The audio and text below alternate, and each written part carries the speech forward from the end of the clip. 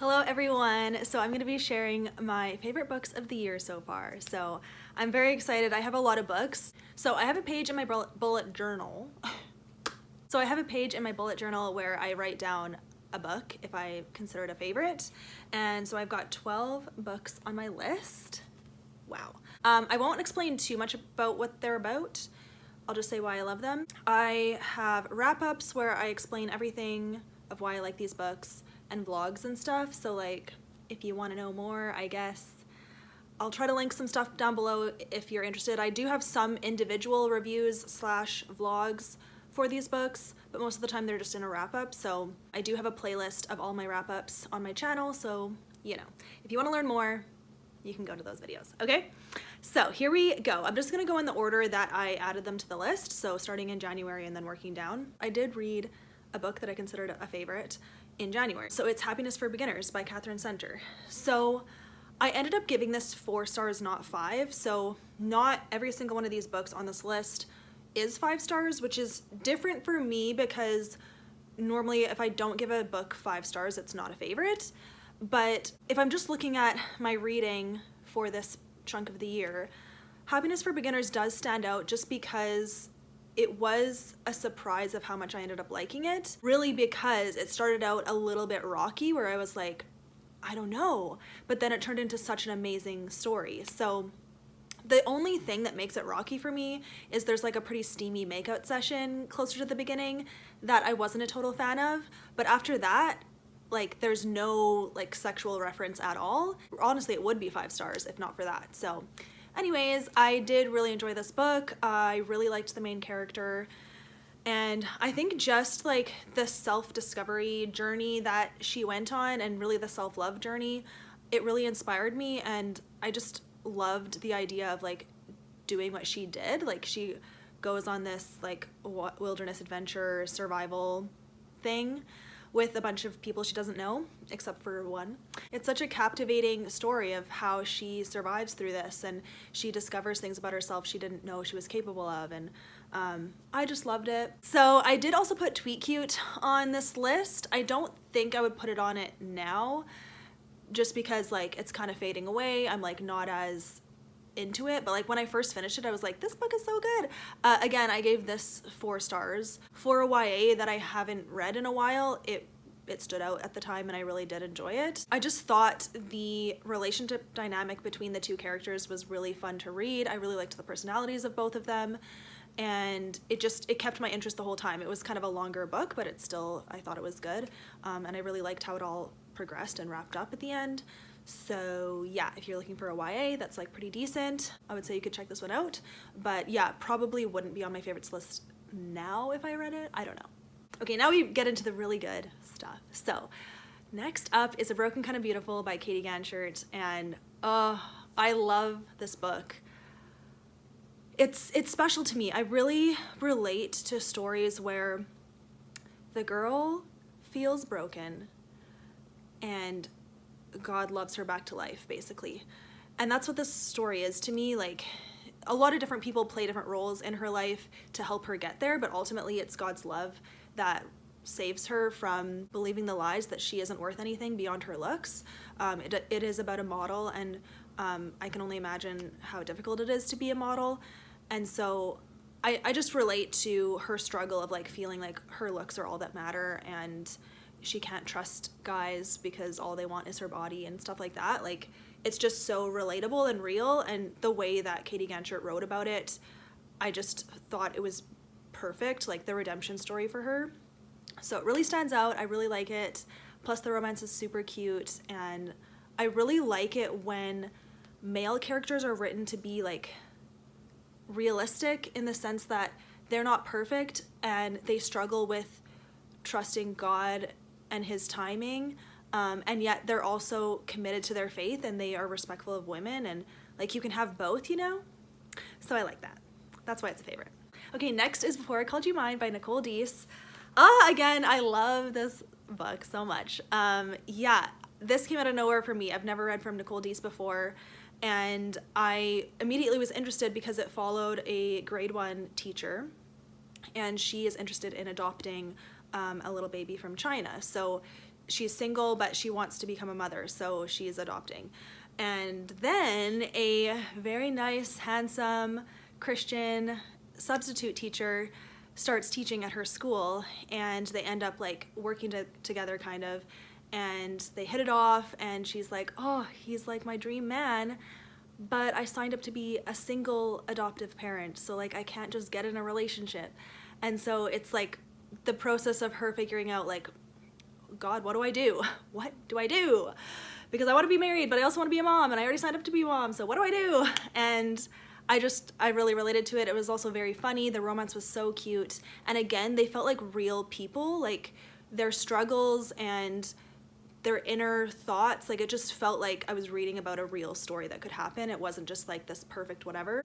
Even though like the romance, like again, the guy, he felt real in the sense that he was confident in himself. He has a strong faith in Jesus, but he still like questioned things, and he didn't do everything perfect, but he also respected her. And so in a way that felt perfect, because it's so rare these days, you know? So anyways, loved it again. Okay, another one. Okay, another one that I really like is Heart of Red, Blood of Blue by Rebecca Belliston. Such a good story. So this is a fantasy. I think I love this book so much because I was so curious as to where it was going, because certain things happen and it's like, oh, okay, where is this going, you know? And then the main character ends up like meeting these people that it's just like every page is so exciting to read, because you're like, who can you trust? What is happening? Who's who? What is she gonna do? And it just was really fun, and seeing her relationships build with these characters was just so fun to read. And then there are some serious plot twists that just got me good. I didn't see them coming, and I was like, what? I had to go back and read chapters because I was like, did I miss something? Like, how is this possible? And I'm very impressed. So yeah, I love this book. It's great, super recommend. It's kind of like older YA, but still YA, so it's good. Okay, next, a book to actually hold up. So, the If I Run trilogy, all 3 books. I gave all 3 5 stars. I don't even know if I could pick a favorite one. Like, this first book is so good because it is fast-paced from the beginning, and like right away you're like, how did this happen? How will she survive? And who can I trust in this situation? And if this is gonna be a romance, like, how? So yeah, because it does alternate perspectives. It doesn't alternate chapters always, but there are 2 perspectives, a guy and a girl, and usually, you know, that means there's gonna be a romance between the 2 of them. And so starting out, you're like, wow, okay? And then, yeah, you're just like on this ride with this girl, like trying to clear her name and survive, and it's fascinating and very exciting, and I've never read anything like this, so it stood out. And again, the books are so fast, like I flew through these 3 books, and I love them, and I thought the ending was great, and it was just really fun to read. So for sure, a favorite of the year. Okay, back to books I don't own. So, My Hope Next Door by Tammy L. Gray. My first Tammy L. Gray book, and I was blown out of the water. So good. Yeah, again, it follows a girl who's figuring out her faith. She's new to it. She's not really sure of like how it all works yet, and she moves back with her parents. It's a very like not healthy situation, and she's just trying to survive. And she has a neighbor who is the son of a pastor, but he is also struggling with the church or about something, and they become friends and then something more. But again, it literally felt like I was reading a biography. Like, it just felt like this could really happen, and it was so fun to picture like what would I do in this situation, and seeing the way the author like made it so that God worked everything out for both of them was so good.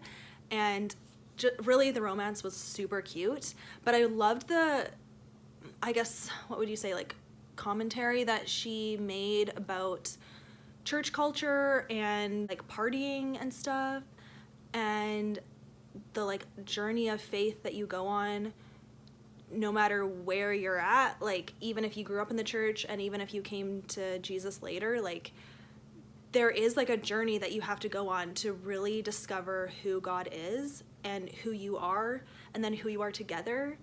And I hope that makes sense. But yeah, I loved it. I loved it. I flew through it. Definitely want to own this someday. It was so good. Okay, close. Here we go. Let It Be Me is my next favorite. I realized that, so I just went through 9 books.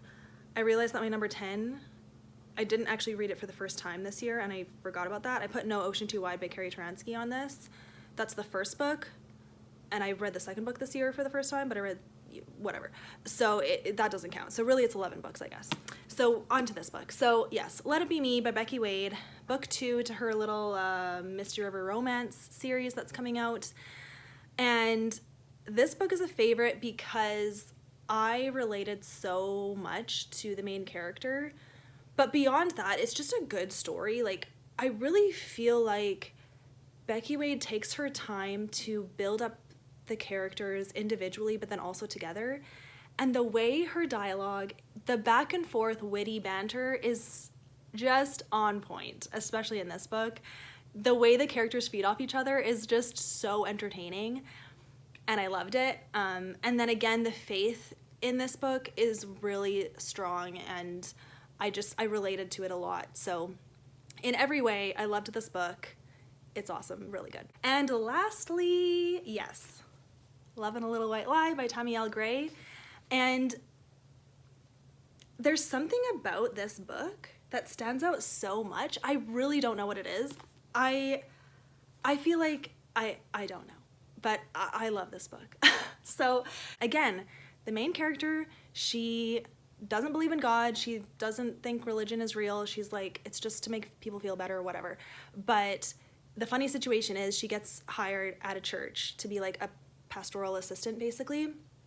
And so it's her process of meeting people and God like ordaining things to happen and kind of leading her path, and she doesn't realize it.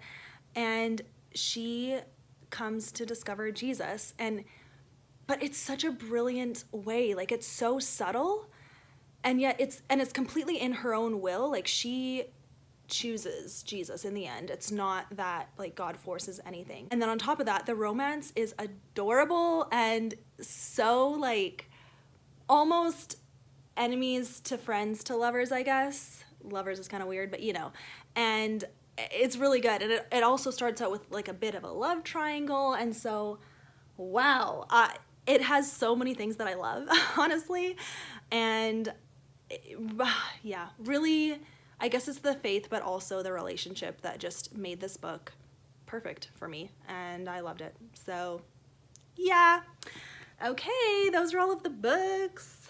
Yeah, so I would highly recommend all of these books. Thank you for watching this. It was very nice to talk about all these books. So yeah, I can't even imagine how many other books are going to be added to this list throughout the year. I hope I doubled the list, honestly. Let's hope. Can I double it? Some of these definitely made my all-time favorites list, which I now have to update because I have already like written out my all-time favorites, but now some of these books need to get on the list as well. So it's like a pretty big list.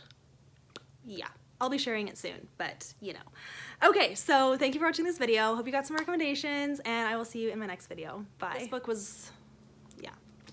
Why can't I talk about this? I don't know. Oh. And I loved it because I might be like,